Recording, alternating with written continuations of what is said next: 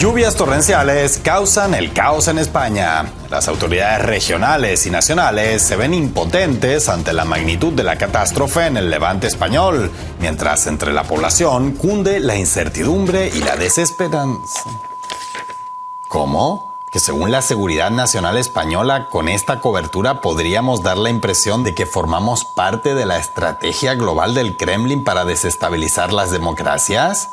¿Pero no es eso lo que pasó? Lluvias, caos, ciudadanía desesperada.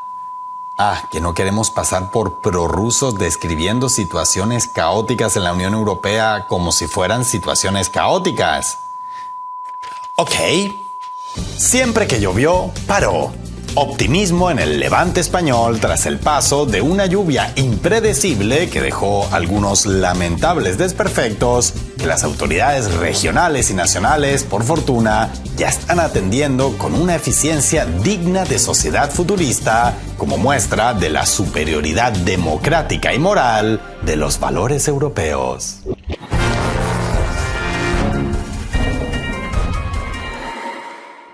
La Seguridad Nacional Española acusa a Rusia de orquestar campañas de desinformación contra la estabilidad democrática del Reino de España. No importa cuándo escuchen esto, pero en este caso en concreto, la presunta y malévola injerencia habría tenido lugar durante la Dana, las inundaciones que golpearon Valencia con gran dureza en octubre de 2024. En su informe sobre ese año, la entidad que asesora a la presidencia española en seguridad desde hace poco más de una década, alerta que el Kremlin en concreto, al que nombra 14 veces en total en el texto, habría aprovechado la catástrofe para desinformar de forma oportunista y en su propio beneficio. Textualmente, según la investigación, los actores prorrusos promocionaron la desconfianza en las instituciones públicas, deslegitimaron el apoyo a Ucrania so pretexto de la necesidad real de ayuda a las víctimas de la Dana y proyectaron una imagen de país sumido en el caos. O, en otras palabras, los pérfidos agentes desinformadores surgidos del frío expusieron 3 hechos fácilmente comprobables para cualquier persona mínimamente observadora. Tremenda sofisticación en la maldad la de esta gente, señalar cosas a la vista de todo el mundo. El informe, como es costumbre, no aporta pruebas de ninguna clase y se limita a citar investigaciones de instituciones o proyectos creados específicamente por Bruselas para demostrar de antemano que Rusia es malvada, lo que desde el punto de vista científico-legal no es muy distinto a los juicios por brujería del siglo XVI.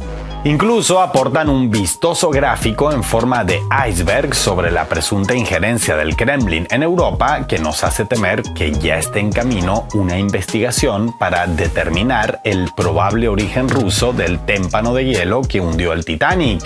En fin, un texto nada sorprendente viniendo de una entidad que nació de los lineamientos trazados originalmente por quien fuera secretario general de la OTAN, Javier Solana, más conocido como el carnicero de Belgrado por sus enemigos y como el carnicerito de Belgrado por sus amigos, si es que los tiene.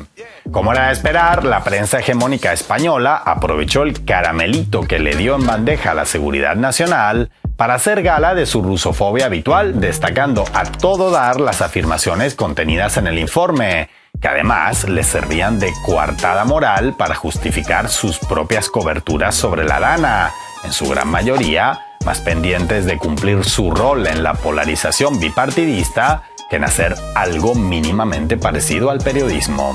Una campaña de desinformación, atención, pagada por un ecosistema de propaganda y desinformación del Kremlin.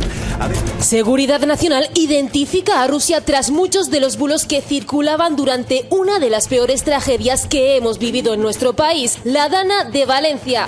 La maquinaria del Kremlin, el ecosistema de propaganda prorruso, utilizó la crisis de la Dana para generar una campaña de desinformación contra el gobierno, para generar una imagen de país sumido en el caos. El informe en el que han participado varios ministerios se refiere a actores prorrusos que aprovecharon la tragedia para amplificar y adaptar narrativas desinformativas preexistentes en su beneficio. El máximo organismo de seguridad de nuestro país señala a Rusia como impulsor de las campañas. En su informe anual asegura que los actores prorrusos se focalizaron en promocionar la desconfianza ciudadana en las instituciones públicas. Así, para sorpresa de nadie, por enésima vez, la partidocracia eurooccidental y su vocera, la mediocracia, buscaron la manera de involucrar a Rusia de una u otra forma en sus miserias. Y como de costumbre, no la encontraron, pero la involucraron igual. En este caso, además, se da la circunstancia de que los grandes medios, incluso los opositores, vuelven a mostrarse más oficialistas que el oficialismo, puesto que el informe encargado por el gobierno a la seguridad nacional apenas dedica media página a la supuesta injerencia rusa en la Dana valenciana, cuando el documento completo tiene más de 300 páginas.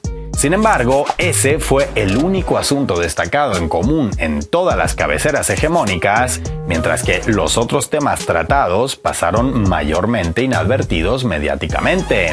Y no se crean que se trata de asuntos menores. En el documento se advierte de deficiencias importantes, en algunos casos graves, para la seguridad del Estado español, entre ellas debidas a la vulnerabilidad energética, delincuencia y crimen organizado, flujos migratorios, terrorismo, entre otros.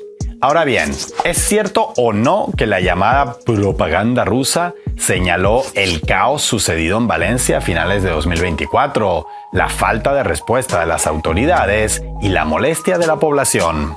Pues no hay más que revisar el abordaje y enfoque de otros grandes medios, a los que en el occidente colectivo jamás tildarán de desinformación injerencista, para ver que no estamos ante ninguna manipulación interesada de Moscú, o de haberla, sería idéntica a la de París, Londres o Berlín. ¿O acaso no es cierto que, como señalaron medios internacionales de toda clase, la catástrofe de finales de octubre de 2024 en el Levante español demostró una total incapacidad, coordinación o voluntad política de las autoridades regionales y nacionales para prevenirla? ¿Acaso no es cierto que las imágenes de la catástrofe fueron mucho más propias de los llamados países en vías de desarrollo que de un flamante miembro del Jardín Europeo?